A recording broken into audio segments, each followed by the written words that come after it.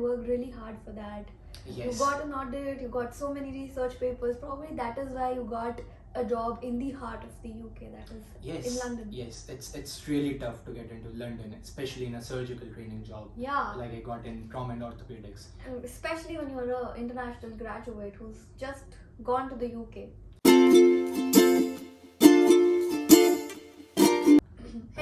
Hello everyone, welcome back to my channel. Those of you who are new here, I'm a PG trainee in dermatology and I make medical related content.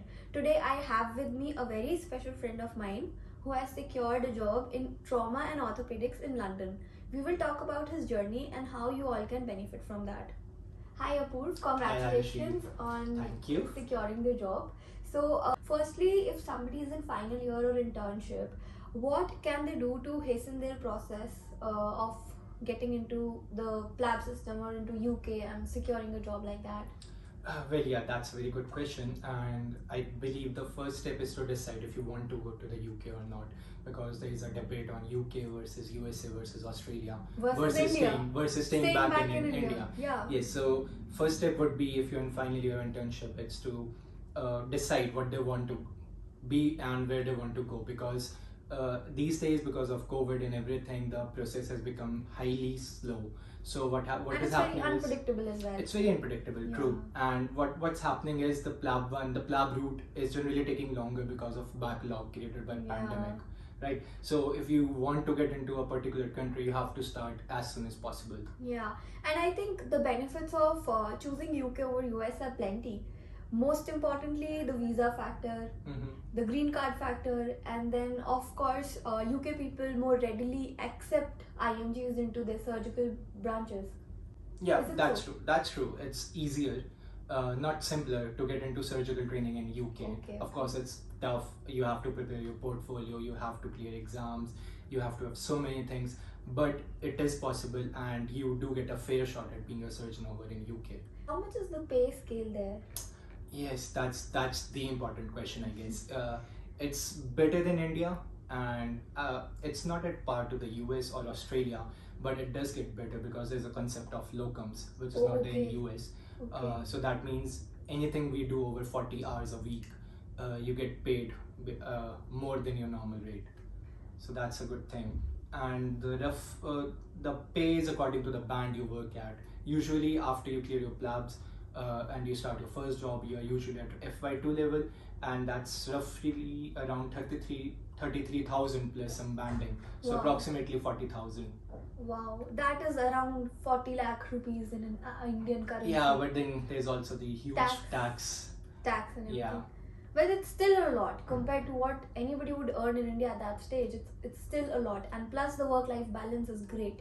Exactly. I would like to point that out. You should not go to the UK for money. Money is the last factor. It's the quality of life, the NHS, the experience of working in a government sector where you can help so many people, and the quality of life, the surroundings, everything is so amazing. Yeah. Okay. And actually, I also wanted to go for the USMLE pathway. But the only reason I switched to Indian PG is because I wanted to do dermatology, and IMGs don't get to do dermatology in US. Acha, and how did you decide between India and UK? Yes, so first of all, it's multiple factors like the quality of life, working hours, the pay, and how exposed you are to a new technology.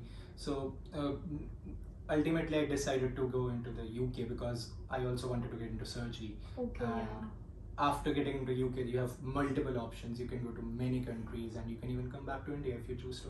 And the best part is, despite of being in a surgical residency or a surgical platform, you will still have the liberty of free time. Yes, absolutely. The working hours are limited, and if you do exceed your working hours, you get extra pay. Depending on what time. Physician fatigue is like an important concept there. Yes, they are very careful to make sure that doctors are not burnt out. Okay. What is the pathway to go to UK? Well, yes, there are multiple pathways to get into UK, and it also depends on what kind of path you are on currently. For example, if you already have a specialty degree over here, then you would choose a different pathway from somebody who is a recent graduate. So the most common pathway is generally the PLAB pathway, right? So it has two exams, PLAB 1, PLAB 2, and then you get into the GMC registration, and then you secure a job, and that's how you start your first job. And just to tell everybody, like Apurv had got a really nice score in PLAB 1, after which, while he was also preparing for his PLAB 2, he was training students and taking classes for them for PLAB 1. Yeah, that's correct, because I already cleared my PLAB 1 exam and I was getting a lot of messages because of my score. Oh, yeah. And so I decided to help others also, and most of my students have also passed PLAB 1 by now. Wow, that's huge. Yeah.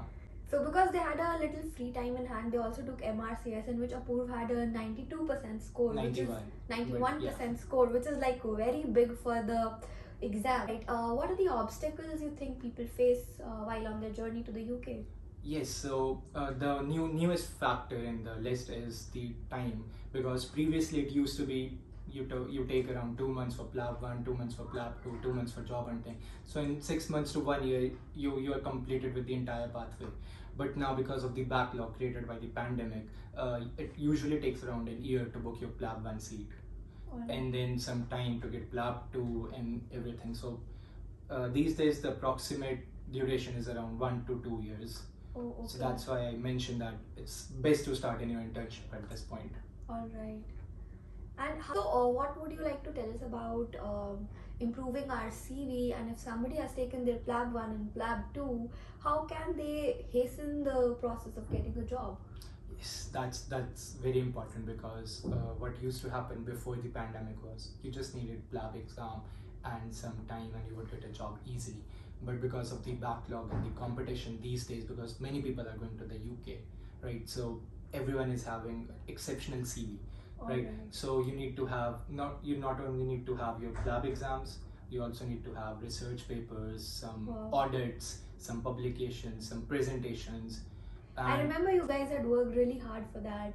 Yes. You got an audit, you got so many research papers. Probably that is why you got a job in the heart of the UK, that is in London. Yes, it's really tough to get into London, especially in a surgical training job. Yeah. Like I got in trauma and orthopedics. And especially when you're an international graduate who's just gone to the UK.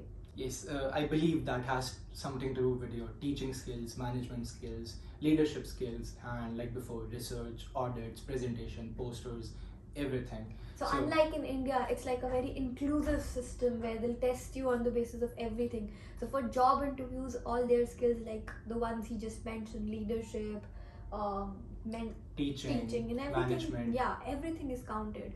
They'll ask you questions in such a way while you're interviewing for your job that all of this gets tested. Correct. Like the job I secured in London, I was not asked a single question on the management or any clinical question. All the questions that I was asked were about my management skills, teaching, research, and audit, and they selected me on basis of that. So yes, that's very important these days. Okay, Apurv, thank you for your insight into the PLAB journey. If anybody has any more questions, just drop a comment below and we'll get back to you in some time. Thank you for watching. Bye bye. Thank you.